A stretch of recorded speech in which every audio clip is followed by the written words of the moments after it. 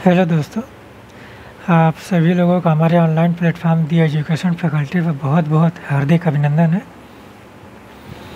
तो आज हम लोग बात करेंगे एनसीईआरटी पर। और एनसीईआरटी पर देखेंगे कि हम लोग भारतीय इतिहास भाग 1 के बारे में बात किया जा रहा है, जो आप लोगों की 12वीं की पुस्तक है। ठीक है, पहले हम आप लोगों को पुस्तक दिखा देते हैं कि कौन सी पुस्तक हम लोग अध्ययन कर रहे हैं।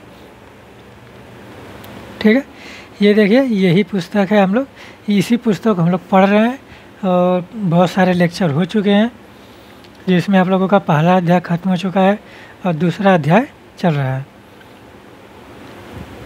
ठीक है, तो यहाँ पर हम लोग इस अध्याय का अध्ययन कर रहे हैं, जो आप देखेंगे कि है राजा, किसान और नगर, और प्रारंभिक राज्य और अर्थव्यवस्थाएं,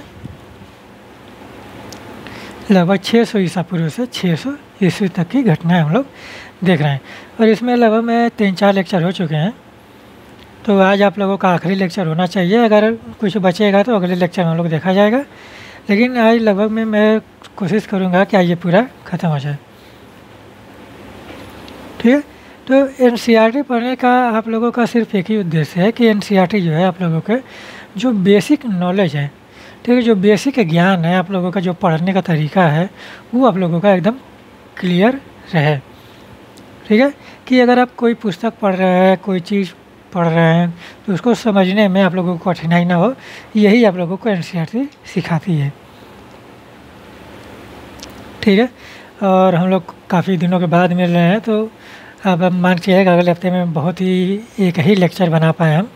और कुछ जो आप जानते हैं कि मौसम बदल रहा है, तो हेल्थ का इशू हो गया था और मेरे मुंह में कुछ प्रॉब्लम हो गई थी, इसलिए मैं लेक्चर नहीं ले पा रहा था। अभी भी आप देखेंगे कि मेरे मुंह में थोड़ा प्रॉब्लम है, जैसे कुछ छाले वाले के पड़ गए थे, तो उसको लेकर थोड़ा सा आवाज़ लड़खड़ा रही होगी।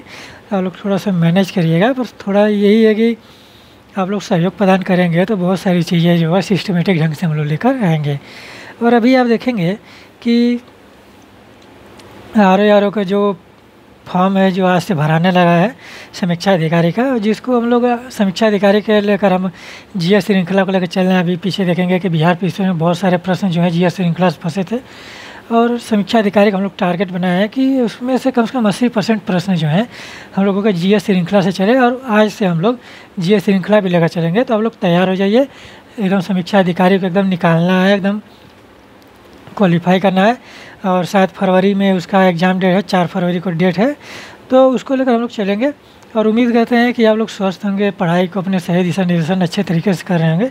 तो मौसम का ख्याल करते हुए अपने हेल्थ का थोड़ा ध्यान रखिए, क्योंकि मौसम बदल रहा है, क्योंकि ठंडी का मौसम आ रहा है, गर्मी जा रही है, तो जाहिर सी बात है कि फीवर वीवर का तो एकदम लक्षण दिखेगा ही। और मच्छरों से भी बच कर रहिए, क्योंकि डेंगू बहुत तेज़ फैल रहा है। ठीक है, तो इस तरह से आप लोग बच बचा के रहिए और अपने पढ़ाई को सही दिशा निर्देशन अच्छे तरीके से लेकर चलिए।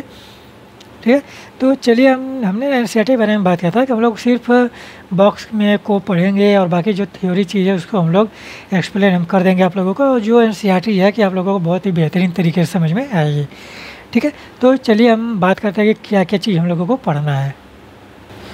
ये पुस्तक है आपका, और इसमें हम लोग देखेंगे कि यहाँ से हम लोगों को देखना है, शायद हम लोग भूमि दान और न्याय सम्भ्रांत ग्रामीण से हम लोगों ने बात कर लिया गया। प्रभावती गुप्ता और दंगुन गांव है, फिर एक छोटे गांव का जीवन है, ये सारी चीज़ हम लोगों ने देख लिया है। इसके आगे की चीज़ हम लोगों को देखनी है। तो हम लोग आज बात करेंगे नगर एवं व्यापार, और उसमें हम लोग देखेंगे कि नए नगर, और फिर उसके बाद नगरीय जनसंख्या, उपमहाद्वीप और उसके बाहर का व्यापार, फिर उसके बाद सिक्के और राजा, फिर उसके बाद हम लोग देखेंगे मूल बातें, अभिलेखों का अर्थ कैसे निकाला जाता है, फिर ब्राह्मी लिपि का अध्ययन, खरोष्टी लिपि का अध्ययन, अभिलेखों से प्राप्त ऐतिहासिक साक्ष्य, फिर अभिलेख साक्ष्य की सीमा, ये हम लोगों का आखिरी हेडिंग है। तो इन इतनी हेडिंग को आज हम लोग बात करेंगे, और आज इसको हम लोग ख़त्म किया जाएगा पूरे एकदम विधिवत तरीके से, बेहतरीन तरीके से हम लोग ख़त्म करेंगे। और चलिए हम लोग बात करते हैं, पहले हम हेडिंग लिख देते हैं और उसके बाद हम उसमें बात करेंगे कि क्या क्या चीज़ें उसमें हमें दी गई हैं। ठीक है, और फिर उसके बाद हम आपको बताएंगे कि क्या किस प्रकार से बॉक्स की चीज़ है, ये मैप आप लोगों को समझाएंगे, ये जो तस्वीर है उसको हम आप लोगों को बताएंगे। ठीक है, तो चलिए हम पहले एक बार लिख देते हैं कौन कौन से हेडिंग्स है पढ़ने हैं हम लोगों को, आप लोग भी उसको नोट डाउन करते चलिए। पहला है आप लोगों का नगर एवं व्यापार।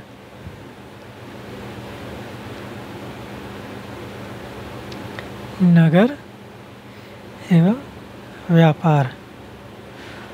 ठीक है, ये आप लोगों की हेडिंग है, दिख रहा है ना। और फिर इसकी जो सब हेडिंग है देखिए, पहले है नए नगर,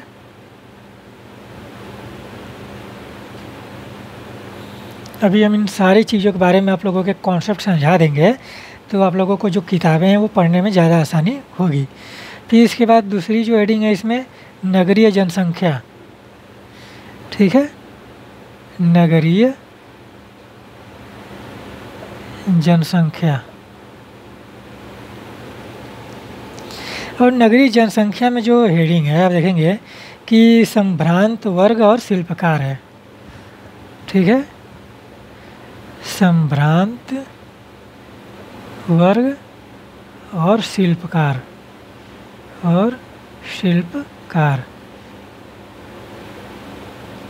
ये सारी चीज़ें आप लोग नोट डाउन करते चलिए, जिससे आप लोगों को एनसीईआरटी पढ़ने में बहुत ही ज़्यादा मदद मिलेगी। फिर उसके बाद अगली हेडिंग है उपमहाद्वीप और उसके बाहर का व्यापार। ये सारी चीज़ें हमने आप लोगों को पहले ही बताया है, तो एक बार फिर से हम उसको रिवाइज कर देंगे, तो आप लोगों को बहुत ही ज़्यादा बेहतरीन तरीके से समझ में आएगा। और फिर उसके बाद जो चीज़ें आप देखेंगे कि जो आप कोई भी किताब पढ़ेंगे तो ट्रेड जो है व्यापार है, और जो ग्रामीण जनसंख्या है उसके बारे में आप लोगों को बहुत ही चीज़ें समझ में आएंगी। ठीक है, उपमहाद्वीप और उसके बाहर के व्यापार, उसके बाहर का व्यापार। ठीक है, इसके बाद आप देखिए जो अगली हेडिंग है आपकी वो है सिक्के एवं राजा। ठीक है, आज हम लोग सारी चीज़ों को एकदम शॉर्ट फॉर्म में कॉन्सेप्ट समझने का प्रयास करेंगे कि किस प्रकार से चीज़ें घटित हो रही थी 6वीं शताब्दी में। ठीक है, 6वीं शताब्दी ईसा पूर्व से लेकर 6वीं शताब्दी ईस्वी तक के सिक्के और राजा। ठीक है, तो ये सारी चीज़ें आज हम लोग बात करेंगे। चलिए, तो ये सारी चीज़ें आप लोग दिमाग में बैठाए रहिए और अपने नोट्स में लिखते रहिए, और देखिए कि ये एक बुक है और इसको हम बीच में रखते हैं और आप लोगों को समझाने के प्रयास करते हैं। ठीक है, नगर एवं अगर व्यापार की बात करें, अगर हम नए नगरों की बात करें, अगर नए नगरों की हम बात करें तो हमने पहले बताया था कि 16 महाजनपदों का विकास हुआ था 6वीं शताब्दी ईसा पूर्व में। और 16 महाजनपदों का जो क्रम है, ठीक है, 16 महाजनपदों का जो क्रम है हमने उसके लिए एक ट्रिक भी आप लोगों को बताया था। ठीक है, जिसमें हम लोगों ने ट्रिक में क्या लिखा था, 4 क, ठीक है, 3 म, 3 अ, फिर उसके बाद 2 अ, फिर उसके बाद गच सप। आप लोग गपशप करते हैं, उसके आधार पर हम लोग बना लिए गच शप। ठीक, तो ये 4 3 7 3 10 2 12 4 16, ये 16 महाजनपदों का विकास हुआ था कब, 6वीं शताब्दी ईसा पूर्व में। ठीक है, 6वीं सदी ईसा पूर्व में इन 16 महाजनपदों का विकास हुआ था। तो उसी के बारे में बताया जा रहा है कि जो नए नगर हैं उनका विकास जो है कब कैसे हुआ था।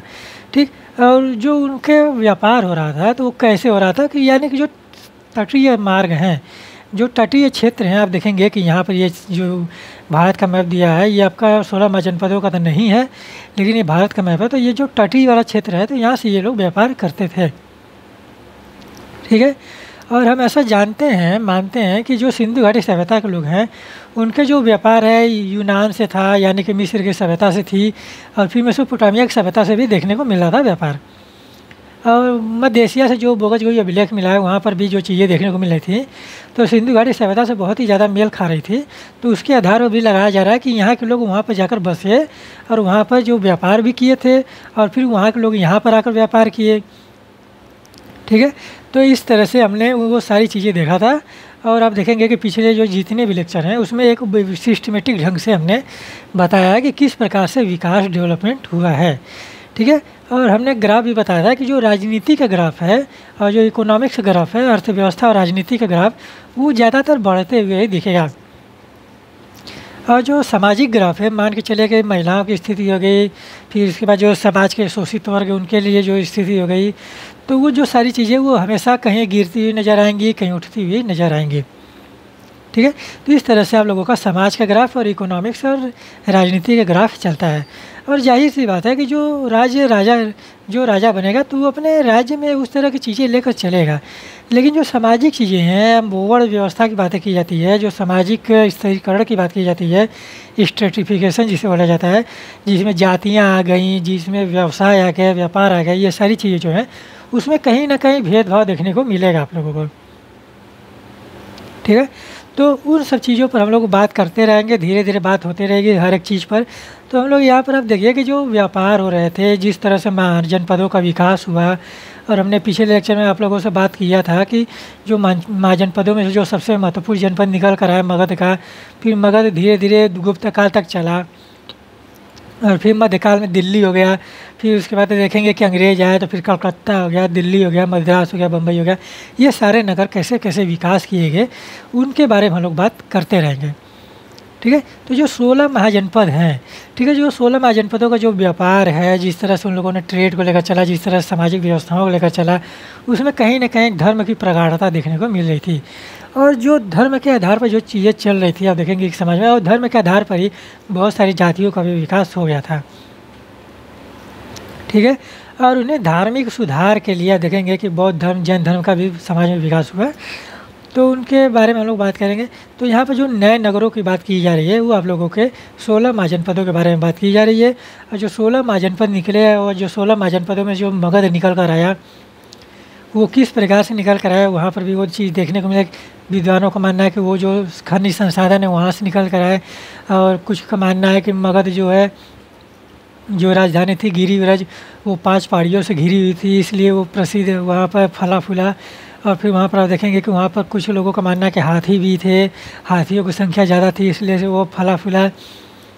और आप देखेंगे कि प्राचीन काल में बहुत ज़्यादा सारी जो हाथियों का उल्लेख मिला है, वो कलिंग से मिला है, और कलिंग को अशोक ने जीता था। ठीक है? 271 ईसा पूर्व में, या 261 सॉरी 261 271 ईसा 61 ही है शायद। 261 ईसा पूर्व में आप देखेंगे कि कलिंग पर आक्रमण किया, और वहाँ पर कलिंग को जीता अशोक ने। और कलिंग जो है हाथी दांत के लिए प्रसिद्ध था, यानी कि हाथी जो है वहाँ पर मिलते थे। और कलिंग की राजधानी तोसली थी। और जो मौर्य काल के जो 5 राज्य थे, जो केंद्र थे, उसमें तोसली भी एक महत्वपूर्ण राजधानी थी। ठीक है? तो इस प्रकार से समझ के देखिए कि जो वहाँ पर व्यापार हो रहे थे, वो किस प्रकार से हो रहे थे।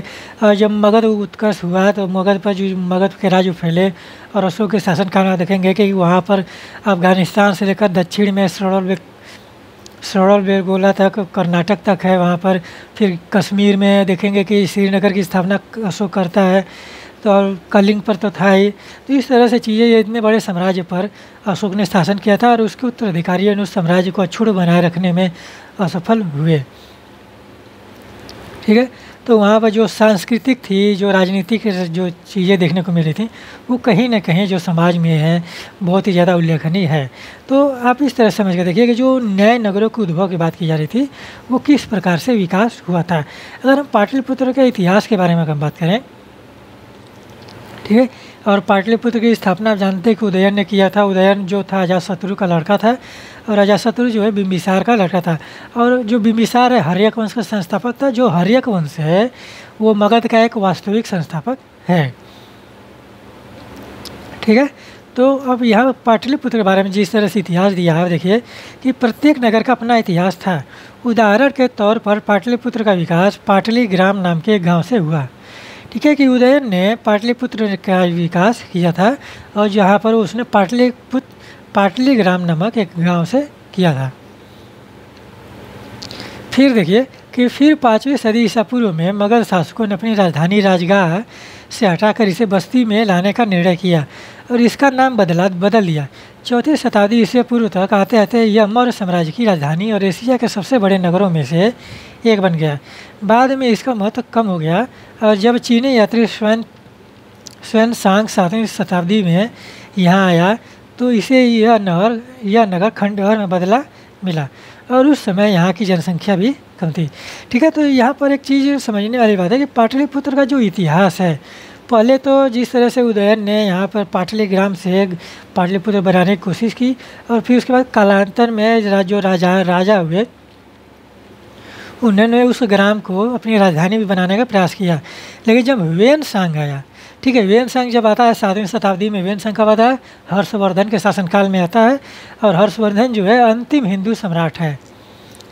तो 7वीं शताब्दी में जब वेनसांग आया तो उसको जो यह नहर है, जो नगर है, जो पाटलिपुत्र है, वो इसको खंडहर के रूप में देखने को मिला था।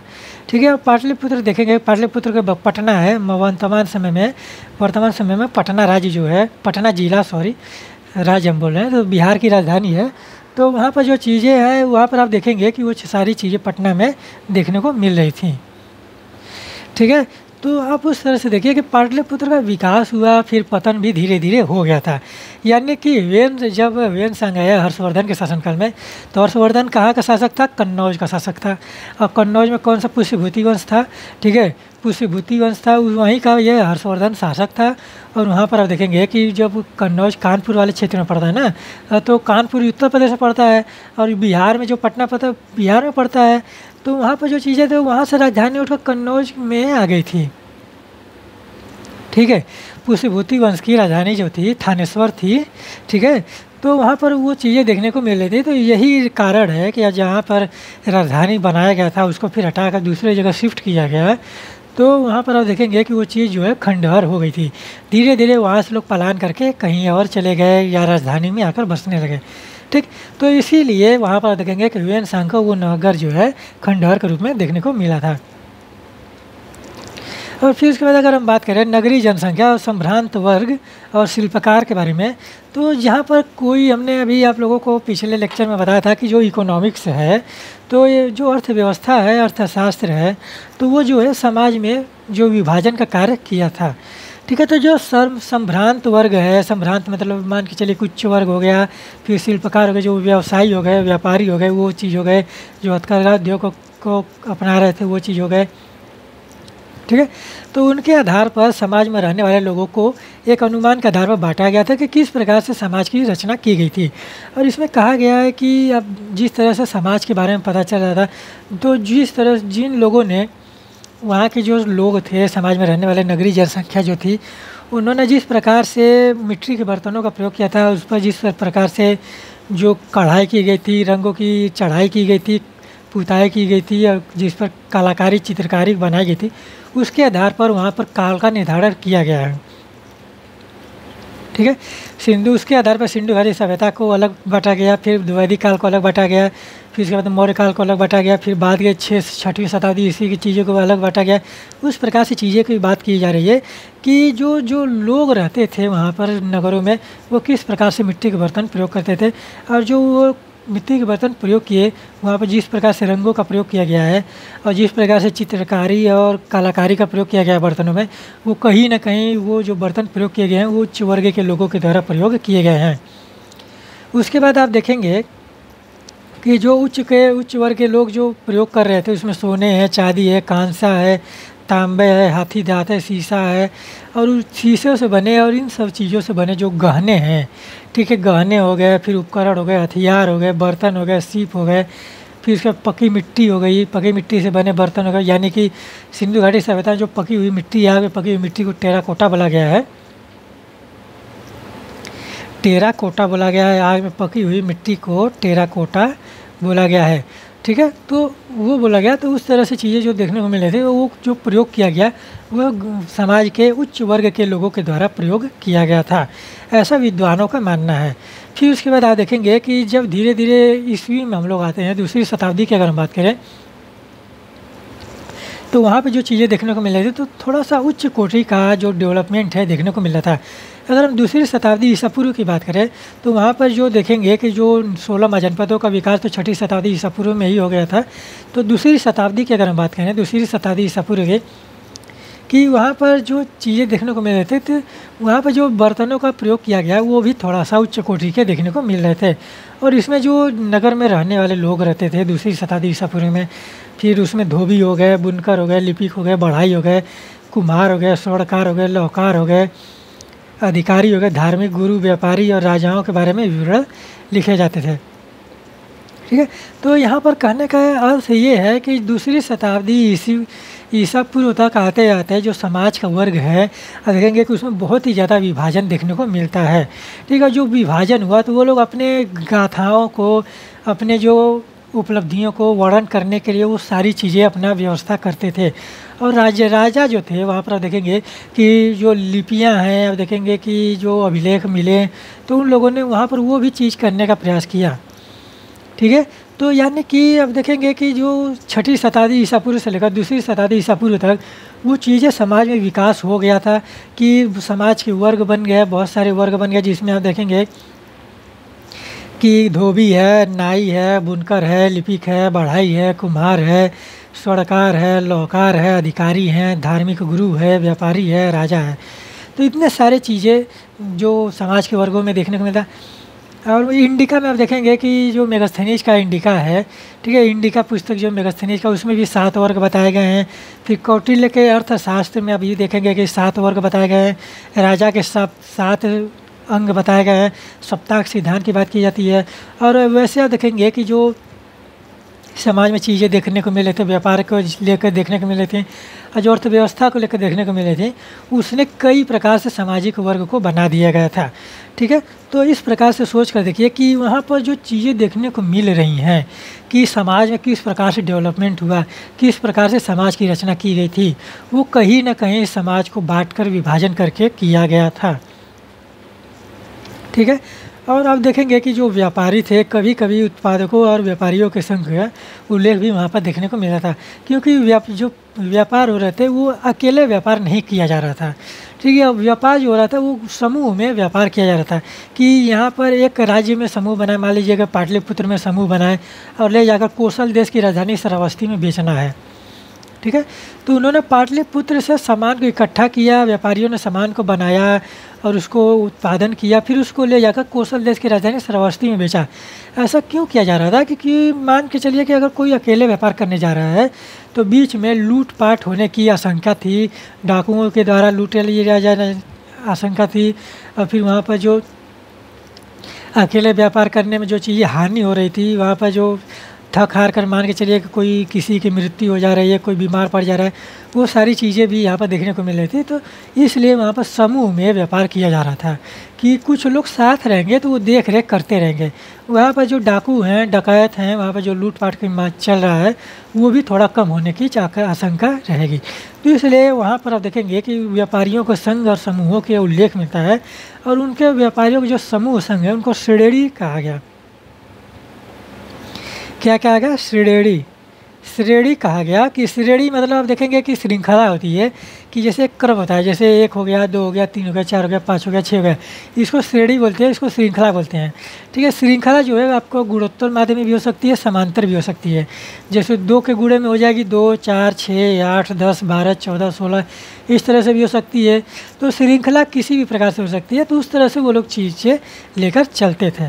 ठीक है, तो वहाँ पर जिस तरह से समाज में संभ्रांत वर्ग का और शिल्पकारों का विकास हुआ, वो कहीं ना कहीं समाज को बांटकर करने का प्रयास किया गया था। और जानते हैं कि वर्ण व्यवस्था का उल्लेख जो है आपको वैदिक काल में ही देखने को मिलता है। और जब बौद्ध जैन धर्म है तो वहाँ पर जो चीज़ें देखने को मिल रही थी, और जब उपनिषदों का विकास हुआ भारत में, ठीक है, जब उपनिषदों का विकास हुआ तो वहाँ पर ब्रह्म आश्रमों का उल्लेख मिलता है। ठीक है, तो जो आश्रमों का उल्लेख मिलता है, आश्रम देखेंगे छांदोग्य उपनिषद में 3 आश्रमों का उल्लेख मिलता है। ठीक है, छांदोग्य उपनिषद में 3 आश्रमों का उल्लेख मिलता है, जिसमें आप देखेंगे कि ब्रह्मचर्य है, गृहस्थ है, वानप्रस्थ है। ठीक है, ब्रह्मचर्य, गृहस्थ और वानप्रस्थ जो है छांदोग्य उपनिषद में मिलता है। और छांदोग्य उपनिषद में भी पहली बार देवकी के पुत्र श्री कृष्ण का उल्लेख मिलता है।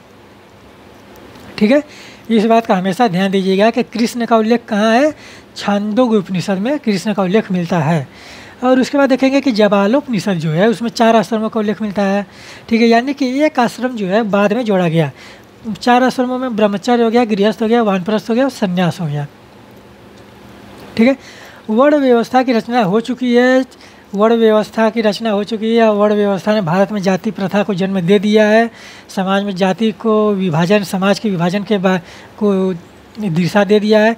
ब्रह्मचर्य जो है समाज में वैराग्य की भावना को लेकर आया। ठीक है, आश्रम का जो कॉन्सेप्ट है भारतीय समाज में, वो वैराग्य की भावना को लेकर आया। उसके बारे में हम लोग बात करेंगे, वैराग्य की भावना, ब्रह्मचर्य के, और जो आश्रम है, और जो उसके बाद वर्ण व्यवस्था है। जब हम लोग धर्म पढ़ा जाएगा, रिलीजन पढ़ा जाएगा, ठीक है, बौद्ध धर्म, जैन धर्म पढ़ा जाएगा, तो उसमें ये सारी चीज़ें देखने को मिलेंगी और उसके बारे में हम लोग बात किया जाएगा। ये रिलीजन की बातें हैं, धर्म की बातें हैं, ठीक है। तो इस प्रकार से आप सोच कर देखिए कि किस प्रकार से समाज में किस प्रकार से स्तरीकरण हुआ, किस प्रकार से समाज में सामाजिक विभाजन देखने को मिल रहा था, ठीक है। तो आप इस तरह से सोच कर देखिए। तो हमने आप लोगों को एक स्ट्रेटिफिकेशन बताया, एक क्रमबद्ध इतिहास बताया। अगर उसके बाद हम व्यापार के बारे में बात करें, उपमहाद्वीप और उसके बाहर के व्यापार के बारे में बात करें, तो आप जानते हैं हमने पहले ही आप लोगों को बताया है कि व्यापार उस समय हो रहे थे, ठीक है। उस समय जो व्यापार है वो चीज़ें देखने को मिल रही थी। सिंधु घाटी सभ्यता में व्यापार देखने को मिला, मौर्य काल में भी देखने को मिला।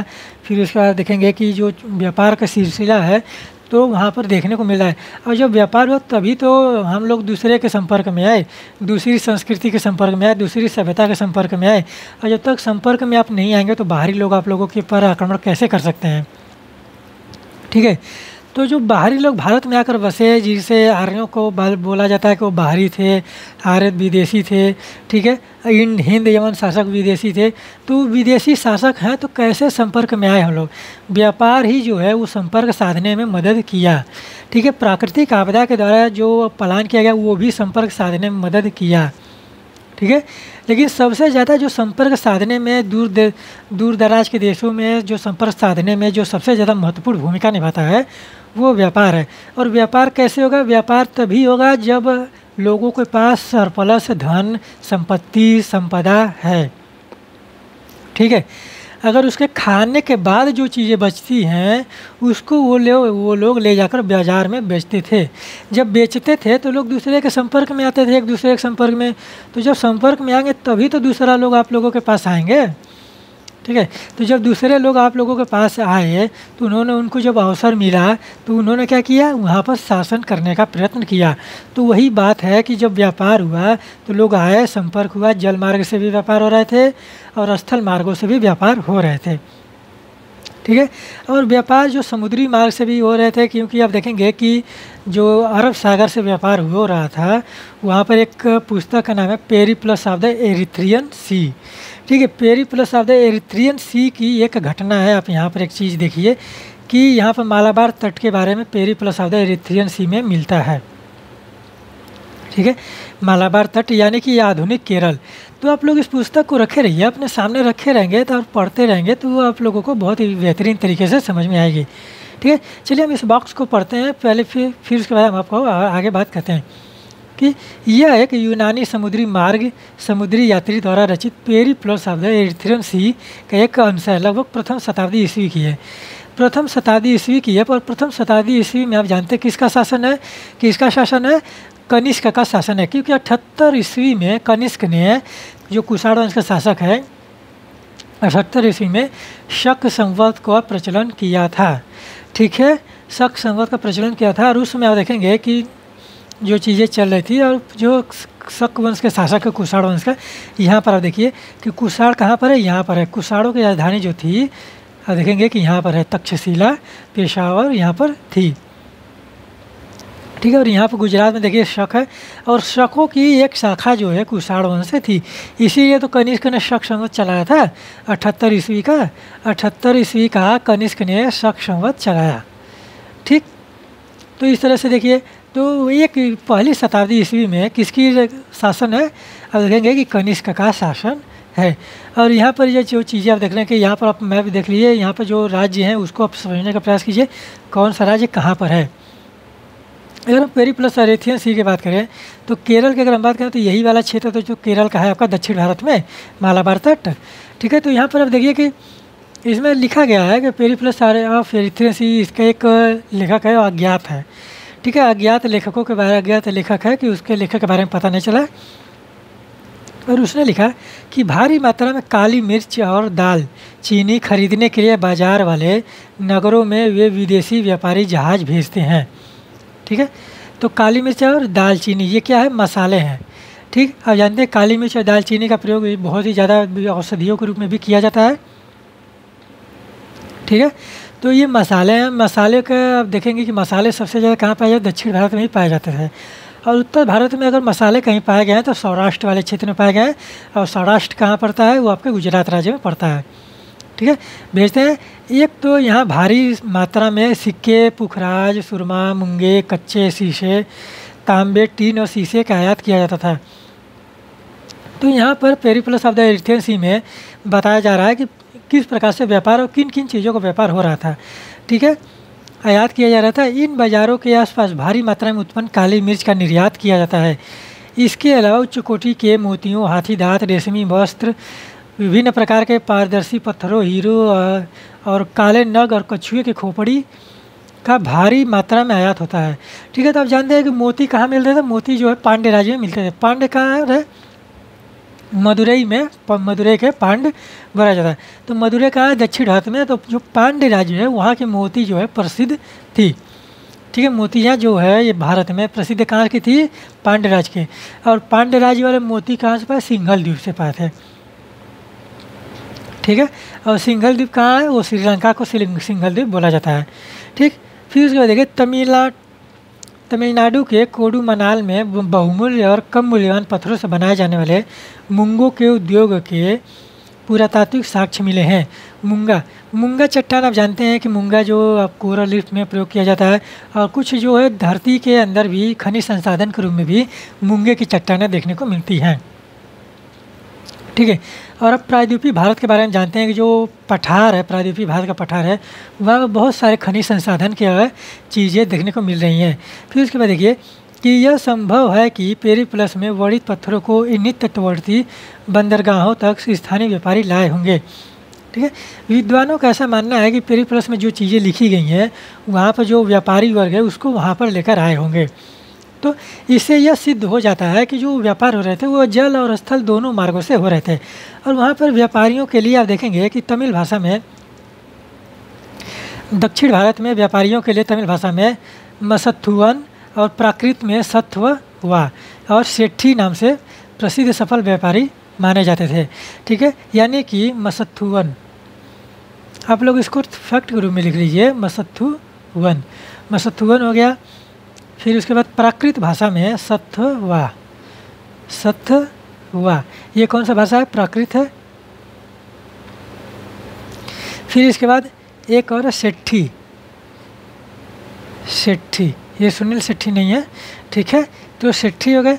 और इस तरह से मसत्थुवन, सत्वा, सेठी है, इनको क्या बोला गया है, धनी व्यापारी। कहाँ बोला गया है, दक्षिण भारत में बोला गया है। ठीक है, साउथ में तमिलनाडु, तमिल भाषा में ये शब्द हैं जिनका अर्थ होता है व्यापारी, बड़े व्यापारी और धनी व्यापारी। तो इस तरह से आप देखेंगे कि वो लोग किस किस चीज़ का व्यापार करते थे। तो यहाँ पर आप ये सोचने वाली बात है कि आप देखिए कि जो व्यापार हो रहे थे सिंधु घाटी सभ्यता में किस प्रकार से व्यापार हो रहे थे, और बाद में कालांतर में 6ठी शताब्दी ईसा पूर्व से लेकर 6ठी शताब्दी ईस्वी तक के व्यापार जो हैं उनमें कितनी भिन्नताएं देखने को मिलती हैं। जो व्यापार आप देखेंगे कि सीमित मात्रा में हो रहे थे, वहीं पर आप देखेंगे कि 6ठी शताब्दी ईसा पूर्व से लेकर 6ठी शताब्दी ईस्वी तक बड़े पैमाने पर देखने को मिल रहे हैं।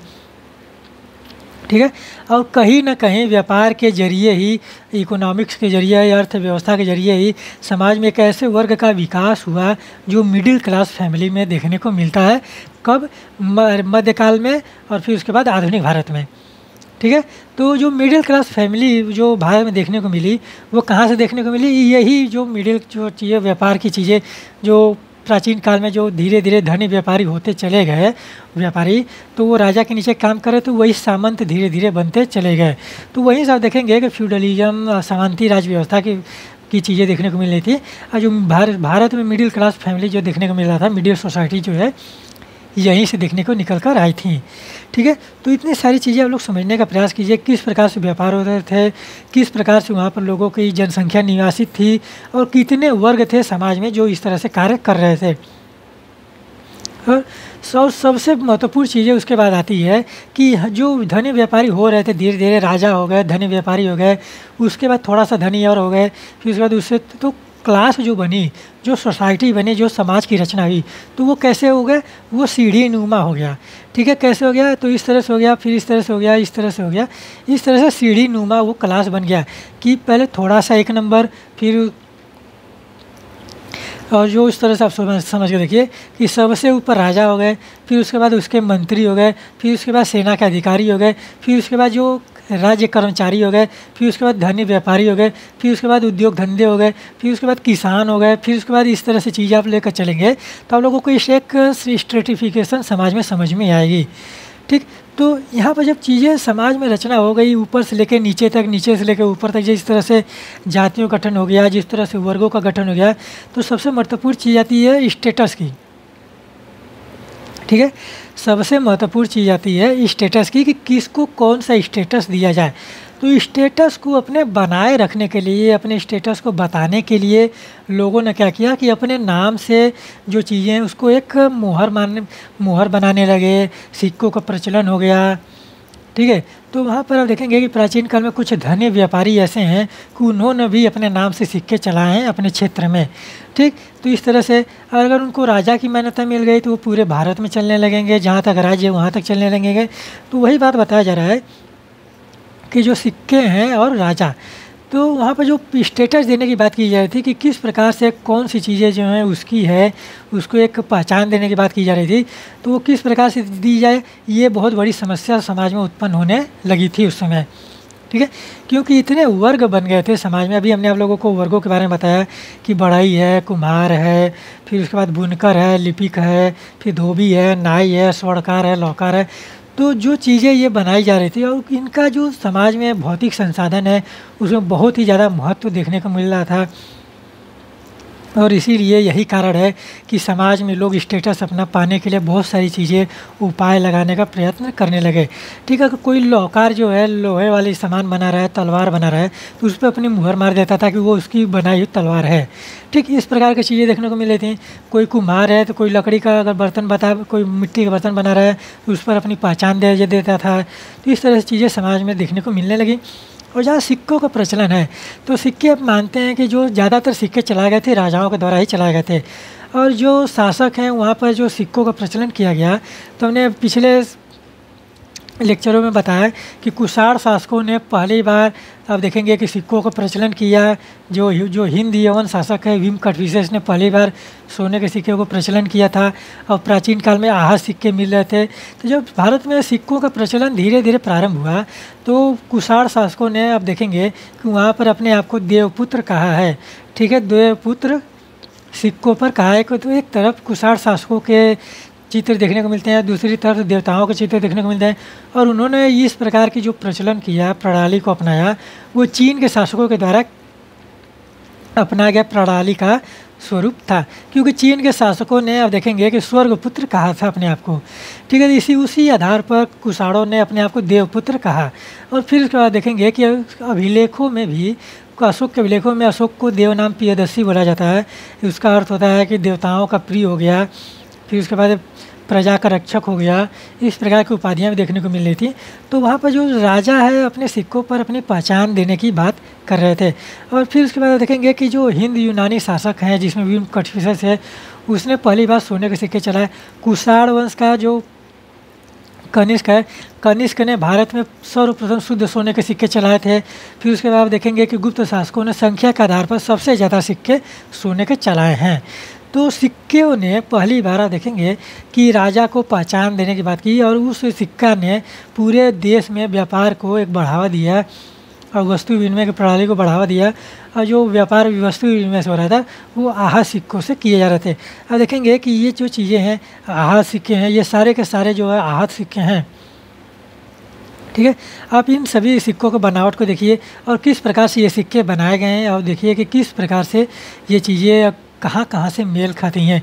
सिंधु घाटी सभ्यता में भी मुहरों का प्रचलन था, और देखेंगे कि मुहर और सिक्कों में अंतर होता है। लेकिन जिस प्रकार से चीज़ें जो हिंद यवन शासकों ने जिस प्रकार से लेकर आए सिक्कों को, वो बहुत ही ज़्यादा उल्लेखनीय था। और फिर उसके बाद देखेंगे कि शीशे के सिक्के चलाए गए थे। शीशे के सिक्के सातवाहन शासकों ने चलाए। तो राजाओं ने अपने अपने तरीके से सिक्कों का प्रचलन किया था। तो उसी के बारे में बताया जा रहा है कि किस प्रकार से व्यापारियों, धनपतियों ने और शासकों ने, राजाओं ने अपने अपने अपने राज्य को पहचान देने के लिए सिक्कों पर अपने राजा का नाम खुदवाया। फिर उसके बाद देवताओं को भी नाम खुदवाया।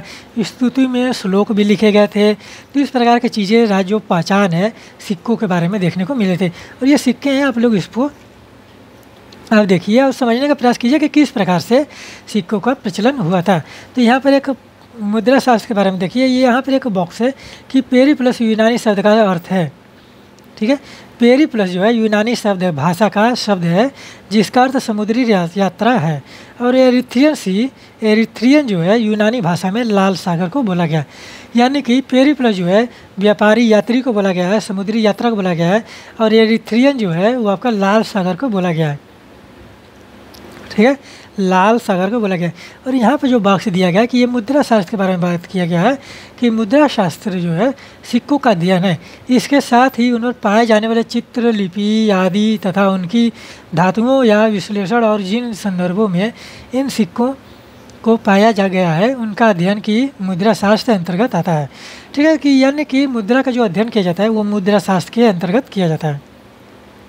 ठीक है, तो कालांतर में आप देखेंगे कि जो राजाओं का पहचान हो गया, जो व्यापारियों का पहचान हो गया, जो धनपतियों का पहचान हो गया, तो वहाँ पर जो चीज़ें पहचान के रूप में आई तो वो मुद्रा जो है वहाँ पर बहुत ही ज़्यादा भूमिका देखने को मिल जाता है।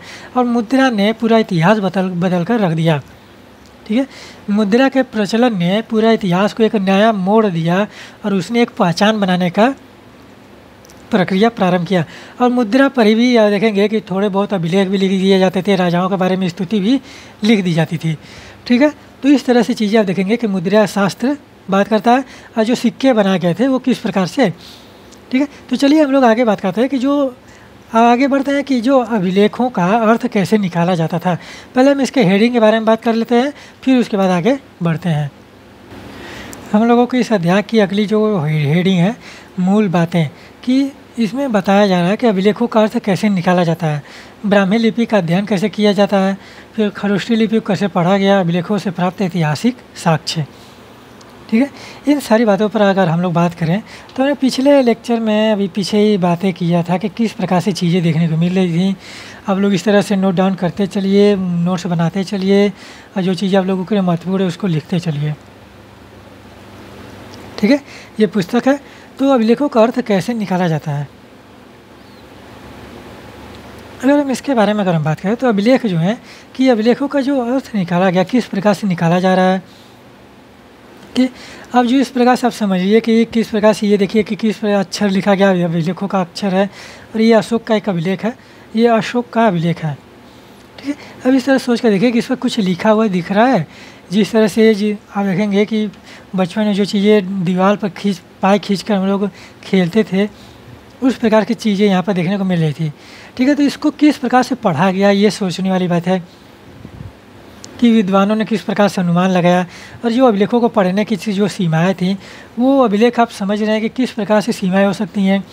कि जो अभिलेख खुदवाए गए थे, जिस अभिलेखों का रचना किया गया था वो राजाओं के द्वारा किया गया था और राजाओं के द्वारा जो किया गया वो राज कवियों के द्वारा किया गया है।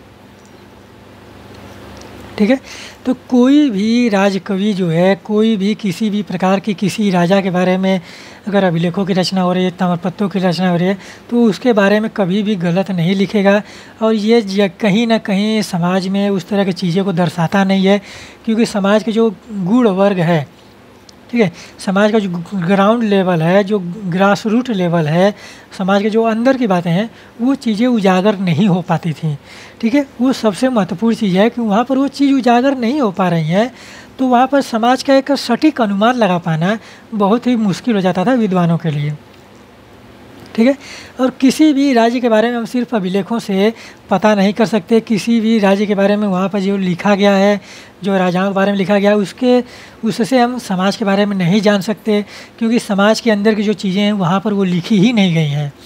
ठीक है, वहाँ पर सिर्फ समाज, वहाँ पर आप देखेंगे कि राजाओं के बारे में लिखा गया है, राजाओं के प्रशासन के बारे में लिखा गया है, राजाओं की जो सामाजिक रचना है उसके बारे में लिखा गया है, लेकिन किस प्रकार से कुम्हार अपने चाक पर मिट्टी के बर्तन बना रहा है उसके बारे में वहाँ पर नहीं लिखा गया है। किस प्रकार की मिट्टी का प्रयोग किया जा रहा है, किस प्रकार से वहाँ पर नक्काशी का प्रयोग किया जा रहा है, नक्काशी के लिए किस उपकरण का प्रयोग किया जा रहा है, इसके बारे में वहाँ पर नहीं लिखा गया है। ठीक है, तो वहाँ पर वो चीज़ें जो है एक थोड़ा सा अनुमान लगाने में थोड़ा कठिनाई हो पाती थी।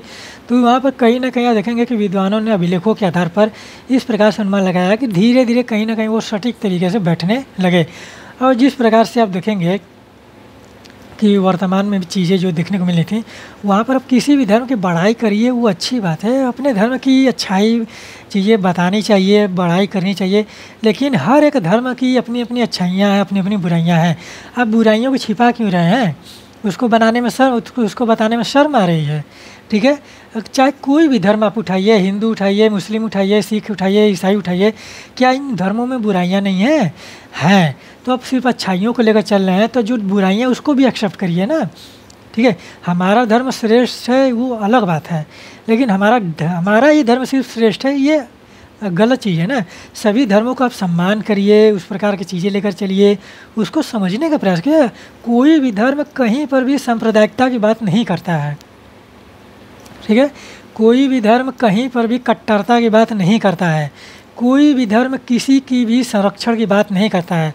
एक धर्म उस तरह से आप लेकर चलिए कि जो ह्यूमैनिटीज़ है, मानवता है, आप एक उदारता को लेकर चलिए कि किस प्रकार से चीज़ें देखने को मिल रही थी धर्म में। और प्राचीन काल में जो धर्म की परिभाषा दी गई है वो आधुनिक भारत में जो धर्म की परिभाषा ली जाती है उससे 100% भिन्न है, इतना मान के चलिए। ठीक है, तो यहाँ पर आप देखिए कि अभिलेखों को पढ़ने में जो समस्याएं आ रही थी और अभिलेख जो है पूरे राज्य के बारे में, समाज के बारे में बातें नहीं कर रहा था, तो ये अभिलेखों में वर्णित जो अक्षर हैं इसके बारे में देखिए किस प्रकार से चीज़ें देखने को मिली थी। और ये अशोककालीन जो अभिलेख है, ये अशोककालीन अभिलेख है, इसको आप एक बार सोच कर देखिए कि किस प्रकार से लिखा गया है। ठीक, और फिर उसके बाद हम ब्राह्मी लिपि का अध्ययन अगर हम बात करें तो अब आधुनिक भारत में जो लिपि, हिंदी शब्द हम बोलते हैं, हिंदी भाषा बोलते हैं, और शुद्ध हिंदी हम आपको गारंटी देते हैं कि भारत में शुद्ध हिंदी कोई नहीं बोलता। ठीक है, क्योंकि हिंदी में उर्दू के शब्द मिश्रित हैं और हिंदी में जो उर्दू के शब्द मिश्रित हैं वो शुद्ध हिंदी के नहीं हैं।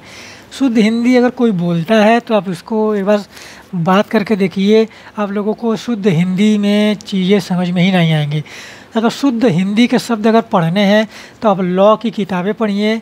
ठीक है, लॉ की किताब पढ़िए और उसमें हिंदी संस्करण पढ़िए। अगर हिंदी संस्करण पढ़ ले रहे हैं, लॉ की किताब में समझ ले रहे हैं, तब मान चलिए कि आपको शुद्ध हिंदी समझ में आ रही है। अन्यथा वहाँ पर कोई भी भारत में ऐसा नहीं है जो शुद्ध हिंदी बोलता हो। ठीक है, तो इस प्रकार से भ्रम मत पालिए कि हम शुद्ध हिंदी बोल रहे हैं, ऐसा कोई बात नहीं है। अगर आप कह रहे हैं कि हम समोसा खा रहे हैं तो समोसा हिंदी शब्द है ये नहीं है। ठीक है, आप कह रहे हैं कि हम जिलेबी खा रहे हैं तो जिलेबी हिंदी शब्द है ये नहीं है, ये आप लोगों के फारसी शब्द हैं। ठीक है, आप कह रहे हैं कि हम घर में अपने घर में पर्दे लगाएंगे तो पर्दा आपका हिंदी शब्द है, हो ही नहीं सकता। आप बोलिए शुद्ध हिंदी, आप कहिए कि पर्दा हिंदी शब्द है, हिंदी नहीं है वो। ठीक है, वो आपका फारसी शब्द है। तो इस प्रकार की चीज़ें हैं कि आप लोगों को जो हिंदी है वो आप शुद्ध हिंदी नहीं बोलते हैं। ठीक है, अब ये कभी भ्रम में मत रहिएगा कि हम लोग हिंदी खड़ी भाषा बोलते हैं, हिंदी शुद्ध बोलते हैं, कभी हो ही नहीं सकता। ठीक है, तो ब्राह्मी लिपि जो है प्राचीन जो आधुनिक भारत में आप देखेंगे कि देवनागरी लिपि से हिंदी का विकास हुआ है। तो ब्राह्मी लिपि में ही जो ब्राह्मी लिपि जो है आपका देवनागरी लिपि का एक, जो देवनागरी लिपि है ब्राह्मी लिपि का एक भाग है। ठीक है, और भारत में लगभग में सभी लिपि जो बनी गई, भाषा लिपि बनाई गई, उनका मूल जो है ब्राह्मी लिपि से निकल कर आया। और ब्राह्मी लिपि में जो अभिलेख मिले हैं अशोक के, सबसे ज़्यादा अभिलेख अशोक के ब्राह्मी लिपि में मिले। और ब्राह्मी लिपि में आप देखेंगे कि जो चीज़ें देखने को मिली थी कि जो जेम्स प्रिंसप है, जो अंग्रेज़ विद्वान है जेम्स प्रिंसप ने अशोककालीन ब्राह्मी लिपि को 1838 में पहली बार पढ़ा था। कब पढ़ा था? 1838 ईस्वी में पहली बार जेम्स प्रिंसप ने अशोक के अभिलेख को पढ़ने में सफलता प्राप्त की और अनुमान लगाया कि इस प्रकार से चीज़ें, ये जो अक्षर लिखे गए हैं आप देखिए इस प्रकार से इनको माना। ठीक है, तो यहाँ पर इस तरह से अनुमान लगा कर इस तरह से चीज़ें जो पढ़ी गई थी वो कितनी ही कठिनाईपूर्ण देखने को मिली थी। तो अब देखिए, सोचिए कि इसमें आप एक बार सोच कर देखिए कि इसमें क्या लिखा हुआ है। ठीक है। अगर आप लोगों को 6वीं शताब्दी ईसा पूर्व के एक अभिलेख दे दिया जाए तो आप लोगों को आपका सर चकरा जाएगा, क्योंकि उसमें इस प्रकार से चीज़ें लिखी गई हैं कि आप लोगों को पहले तो एक शब्द नहीं मिलता है, उसमें एक अर्थ नहीं मिलता है, और वो इस तरह से सोच कर देखिए कि वो किस प्रकार से रचना उसकी की गई होगी। ठीक, तो वहाँ पर किस प्रकार से माइंड का विकास हुआ था, जो मानसिकता का विकास हुआ था, कि उस प्रकार से लिपि को रचने के प्रयत्न किया गया। ठीक है। और ब्राह्मी लिपि को सबसे पहले पढ़ने का जो श्रेय जाता है वो जेम्स प्रिंसेप को जाता है 1838 ईस्वी में। ठीक है। तो जो पहला अभिलेख मिला था शायद दिल्ली से मिला था, अशोक का अभिलेख जो दिल्ली से मिला था वहीं से पढ़ना प्रारंभ किया गया था। और जो ब्राह्मी लिपि जो है भारत में जितनी भी लिपि भाषा चल रही उसका जो ब्राह्मी लिपि से ही निकल कर आई थी। और आपका हिंदी भाषा भी जो है वो ब्राह्मी लिपि जो है वहीं से निकल कर आया। ब्राह्मी लिपि से देवनागरी लिपि बना और देवनागरी से आपका हिंदी शब्द बना है। ठीक है। अगर हम खरोष्टी की बात करें, खरोष्टी जो लिपि है यूनानियों की लिपि है। ठीक है। ये कहाँ की लिपि है? यूनानियों की लिपि है जो खरोष्टी लिपि है। और ये जो पाए गए थे आप देखेंगे कि सिंध वाले क्षेत्र में पाए गए थे। सिंध, अफ़गानिस्तान, बलूचिस्तान, पाकिस्तान, वर्तमान पाकिस्तान, वहाँ से चीज़ें जो देखने को मिल रही थी, वहाँ से जो अभिलेख पाए गए वहाँ पर खरोष्टी लिपि में अभिलेख पाए गए थे। ठीक है। तो खरोष्टी लिपि में जो अभिलेख पाए गए हैं और जो मिस्र के अभिलेख पाए गए हैं उन दोनों के में जो प्रतीकों का प्रयोग किया गया था कुछ में समानताएं मिल रही थी। और समानताओं में आप देखेंगे कि जो चीज़ यहाँ पर माना गया वही चीज़ वहाँ पर भी मान लिया गया था। ठीक है। जैसे आप देखेंगे कि यूनानी और खरोष्टी में लिखे गए हैं, जो सिंध के जो अभिलेख हैं यूनानी और खरोष्टी में लिखे गए हैं। यूनानी भाषा पढ़ने वाले यूरोपीय विद्वानों ने अक्षरों का मेल किया था। ठीक है। जो यूनानी भाषा पढ़ रहे थे उस समय यूनानी भाषा का अध्ययन कर रहे थे, उन्होंने किस प्रकार से अध्ययन किया, वहाँ पे जो अभिलेख मिले थे दोनों लिपियों का मिलाया और वहाँ पर जो चीज़ देखने को मिली और जो नाम देखे एक मिला था, एक अपोलोडोटस का नाम मिला था, अपोलोडोटस। ठीक है। ये नाम है आप लोगों का, अपोलोडोटस का नाम मिला और उसमें प्रतीक अ को दोनों में ही एक जैसा मान लिया गया। ठीक है। खरोष्टी में भी मान लिया गया और मिस्र में जो यूनानी लिपि चल रही थी वहाँ पर भी उस तरह से वहाँ पर भी वो मान लिया गया। और यही चीज़ इसी तरह से आप देखेंगे कि खरोष्टी लिपि को पढ़ा गया था। ठीक है। यानी कि इस तरह से समझ के देखिए कि जो अभिलेख हैं उनको पढ़ने में कितनी कठिनाई आ रही थी, कि ब्राह्मी लिपि में जो अभिलेख पाया गया अशोक को उसको पढ़ने में कितनी कठिनाई आ रही थी। सबसे पहले तो समझ में ही नहीं आ रहा था क्या लिखा गया है। फिर खरोष्टी लिपि को पढ़ने में कितनी कठिनाई हो रही थी। वहाँ पर यूनान के लिपियों से मेल करके वहाँ पर जो चीज़ें समझने का प्रयास किया गया वो किस प्रकार से किया गया था। ठीक है। और जो अभिलेखों के से प्राप्त ऐतिहासिक साक्ष्य है, ये आपकी आखिरी हेडिंग जो है अभिलेखों से प्राप्त ऐतिहासिक साक्ष्य। अभी हमने बात किया कि किस प्रकार से जो ऐतिहासिक साक्ष्य के बारे में बात किया जा रहा था कि जो अभिलेखों में लिख दिए जाते थे, नाम लिख दिए जाते थे। अशोक के अभिलेख, अभी अशोक ने ही पहली बार अभिलेखों में नाम लिखवाने का जो प्रयास किया था, प्रचलन किया था, जिसमें अशोक के मास्की और गुर्जरा से जो अभिलेख प्राप्त हुए थे। कहाँ से? मास्की और गुर्जरा। ठीक है। मास्की शायद कर्नाटक में पड़ता है आप लोगों का, गुर्जरा।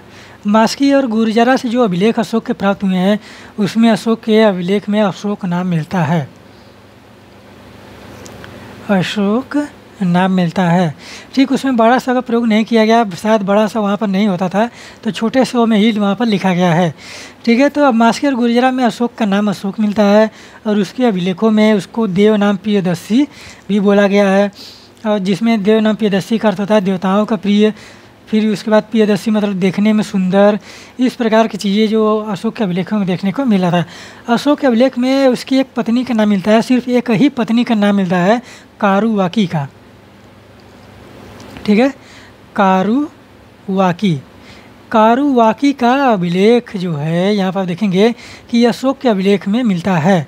अशोक के अभिलेख में एकमात्र पत्नी है कारुवाकी, उनका नाम मिलता है। ऐसा माना जाता है कि जब अशोक ने वहाँ पर लेख लिखवा रहा था, खुदवा रहा था, ठीक है, तो उसकी पत्नी ने भी वहाँ पर एक अभिलेख लिखवा दिया अपने नाम से। ठीक है। तो यही कारण है कि जो अशोक के अभिलेख हैं वहाँ पर उसमें कारुवाकी का नाम मिलता है। और ऐसा ये अनुमान लगाया गया है कि वहाँ पर अशोक के द्वारा नहीं, वो उसकी पत्नी के द्वारा ही वहाँ पर उसके अभिलेख में दर्ज कराया गया है। ठीक है। तो इस प्रकार से चीज़ें जो ऐतिहासिकता प्रदान करती हैं, अभिलेख ऐतिहासिकता प्रदान करती हैं, वो कहीं न कहीं भारतीय इतिहास को समझने, सोचने, लिखने में भी बहुत ही महत्वपूर्ण भूमिका निभाती हैं। ठीक है। और फिर इस तरह से अभिलेख जो प्राप्त हुए, आप देखेंगे कि सातवाहन शासकों में प्राप्त हुए थे अभिलेख। फिर उसके बाद सातवाहन शासकों में आप देखेंगे कि नानाघाट का अभिलेख है, नासिक में नानाघाट का अभिलेख है जो नागनिका का है, जो गौतमीपुत्र सतकर्णी की पत्नी है। फिर वल्लभी गौतमीपुत्र सतकर्णी की माता वल्लभी का नासिक का अभिलेख है। वशिष्ठिपुत्र पलुवामी का नासिक का अभिलेख है। फिर स्कंदगुप्त का भीतरी स्तंभ लेख है, ये गुप्त वंश का शासक है। ठीक है। कुमारगुप्त के अभिलेख मिलते हैं। फिर जूनागढ़ मिलता है, जूनागढ़ का अभिलेख मिलता है रुद्रदामन का। फिर उसके बाद चंद्रगुप्त द्वितीय का अभिलेख मिलता है, समुद्रगुप्त का अभिलेख मिलता है। समुद्रगुप्त का प्रयाग प्रशस्ति है, हरिशेर के द्वारा रचित। ठीक है। तो वो सारी जो रचनाएं की गई थी वो कहीं ना कहीं भारत के इतिहास को समझने और लिखने में बहुत ही ज़्यादा महत्वपूर्ण भूमिका निभा रही थी। ठीक है। तो वही ऐतिहासिक साक्ष्य के बारे में बात किया जा रहा है कि जो अभिलेखों से ऐतिहासिक साक्ष्य प्राप्त किया गया है वो किस प्रकार से महत्वपूर्ण चीज़ें हम लोगों को लिए महत्वपूर्ण चीज़ें भूमिका निभाती हैं। ठीक है। एक ये बॉक्स दिया गया है, राजा के आदेश दिया गया है। राजन देव नाम पियदस्सी यह कहते हैं, यानी कि अशोक के अभिलेख का एक अंश दिया गया है कि अशोक अपने राज्य के बारे में क्या बता रहा है। ठीक है। कि अतीत में मसलों को निपटाने और नियमित रूप से सूचना एकत्र करने की व्यवस्थाएं नहीं थीं। ठीक है। अशोक कहता है कि प्राचीन काल में उसके पहले इस प्रकार की व्यवस्थाएं नहीं थी कि सूचना को एकत्र किया जाए और सूचना का आदान प्रदान किया जाए एक जगह से दूसरे जगह पर। ठीक है। व्यवस्थाएं नहीं थी की गई थी। लोगों को समाचार हम तक प्रतिवेदक सदैव पहुँचाएँ। ठीक है। यहाँ पर अशोक का अपने जो प्रतिवेदक है, जो राज्य के कर्मचारी हैं, उनको आदेश दे रहा है कि जो लोग परेशान हैं, ठीक है, जिन लोगों को कोई समस्याएं हैं, तो जो लोग बात कर रहे हैं वो प्रतिवेदक से जो कह रहे हैं वो मुझे तुरंत सदैव पहुंचाएं और मैं कहीं भी रहूं। जैसे कह रहा है, अशोक कह रहा है कि चाहे मैं कहीं भी रहूं, खाना खा रहा हूं, अंतःपुर में हूं, विश्राम कक्ष में हूं, गौशाले में हूं, या फिर पालकी में मुझे ले जाया जा रहा है अथवा वाटिका में हूँ, मैं लोगों के विषयों का निराकरण हर स्थल पर करूँगा। तो अशोक ये अभिलेख है, आप देखेंगे कि कौन सा अभिलेख है, और आप लोग वो अभिलेख हमने अशोक के अभिलेख के बारे में पूरा एकदम लेक्चर भी दिया है, बनाया है। प्ले लिस्ट में जाइए, वहाँ पर देखिए कौन सा अभिलेख है कि जिसमें अशोक इस तरह से बात किया रहा है। 11वां है कि कौन सा है? ठीक है, 11वां, 12वां, 10वां, 11, 12 में से कौन सा है?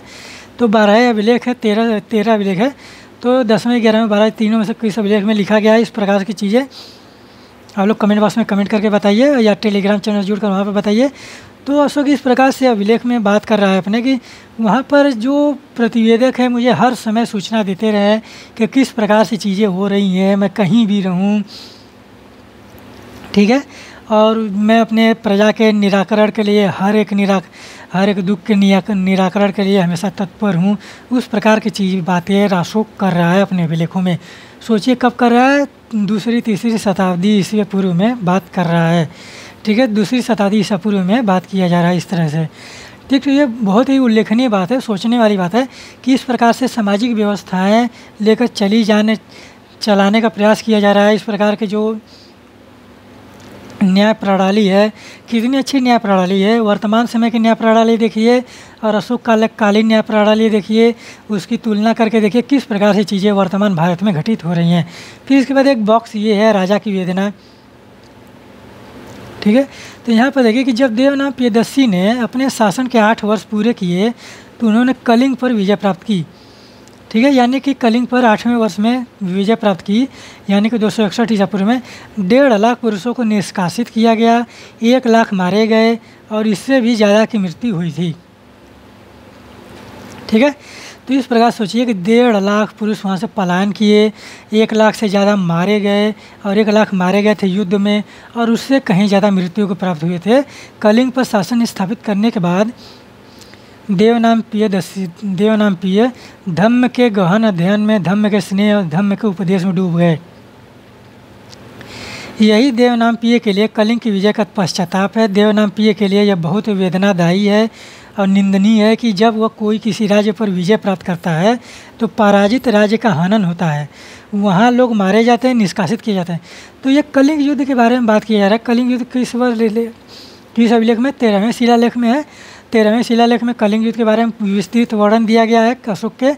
ठीक है, तो वहाँ पर कलिंग युद्ध के बारे में बात किया जा रहा है कि किस प्रकार से वहाँ पर नरसंहार हुआ और कितने लोग बेघर हुए, कितने लोग मारे गए, कितने लोग पलायन किए गए, और अशोक ने वहाँ पर उन सब चीज़ों को देखकर किस तरह से उसका हृदय द्रवित हुआ था।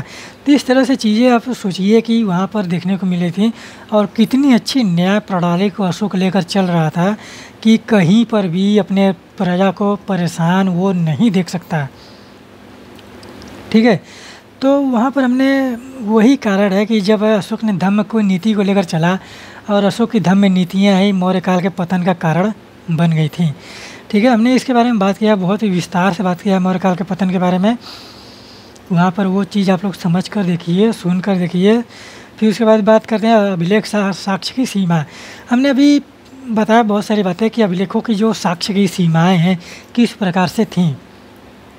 ठीक है, क्योंकि अभिलेखों में जो चीज़ लिखी गई थी वो समाज के बारे में नहीं लिखी गई थी, वो राजा के राज प्रशासन के बारे में लिखा गया था। राजा किस प्रकार से शासन कर रहा है, वहाँ पर राजा किस प्रकार से न्याय प्रणाली कर रहा है, राजा किस प्रकार से समाज में की जो रचना कर रहा है किस प्रकार से लेकर चल रहा है। लेकिन समाज के अंदर की बातें जो हैं, किस प्रकार से समाज के अंदर की क्रियाएं हैं, उन सारी चीज़ों से वो सारे के सारे अभिलेख जो हैं अनभिज्ञ हैं। ठीक है, सबसे बड़ी समस्या यहाँ पर थी। और फिर उसके बाद दूसरी जो सबसे बड़ी समस्या थी कि कहीं ना कहीं जो राज्यों के राजाओं के द्वारा अभिलेखों की लिए रचनाएँ की गई थी, ताम्रपत्रों की रचना की गई थी, जो लेख लिखवाए गए थे, वो कहीं ना कहीं उनके बढ़ाई में उनकी उपलब्धियों के बारे की बात करती है। ठीक है, तो यानी कि जो उपलब्धियों की बात की जाती है तो वहाँ पर जो नकारात्मक चीज़ें हैं। ठीक है, जैसे हमने जातक कथाओं के बारे में बात किया था पिछले लेक्चर में, तो जातक कथाओं में लिखा गया था कि जातक कथा में एक राजा है, उससे राजा एक दिन राज्य में अपने नगर में निकलता है और वहाँ पर देखता है कि उसके बारे में किस तरह की बातें की जा रही हैं, तो वो सारी चीज़ें अभिलेखों में नहीं मिली। तो उस तरह से समस्याएं बहुत ही ज़्यादा जटिल हो जाती थीं कि अभिलेखों को पढ़ने की जो चीज़ें देखने को मिली थी कि विद्वानों का अनुमान लगाना जो है वो कहीं ना कहीं बहुत ही ज़्यादा मुश्किल हो रहा था। ठीक है, तो वो अभिलेख जो हैं वो समाज के जो अंदर की चीज़ें वो बात नहीं कर रहे थे, और वो अभिलेख आप देखेंगे कि कहीं ना कहीं जो समाज में आधे अधूरे ज्ञान को दे रही थी, और वहाँ पर एक पूरे समाज का व्याख्या करना उन अभिलेखों के आधार पर विद्वानों के लिए बहुत ही ज़्यादा मुश्किल हो रहा था।